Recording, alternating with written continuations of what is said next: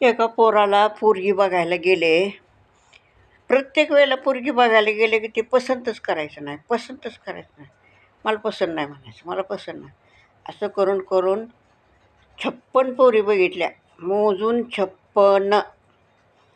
57वी पोरगी बघायला जायचं तेव्हा बापाने सांगितलं, पोरगी असेल तशी पसंत करायची. आता सारखं सारखं पोरी बघून त्यांचा अपमान करायचा नाही. बरोबर ना? गेली पोरगी बघायला. पोरगी बघायचा कार्यक्रम झाला. काहीसुद्धा बोलायचं नाही अजिबात. कुणीच काही बोललं नाही. त्या पोरगीला बी विचारलं नाही. पोरगी दिसायला देखणी, एकदम गोरीपान, नाकशार, सगळं देखणी बिकणी सगळं. पण तिला ती बोलत होती तोचरे आणि ऐकायला येत नव्हतं अजिबात. बघा मग त्या पोराचे काय हाल झाले असतील. तुम्हीच विचार करा आणि मला पण सांगा. बरोबर ना?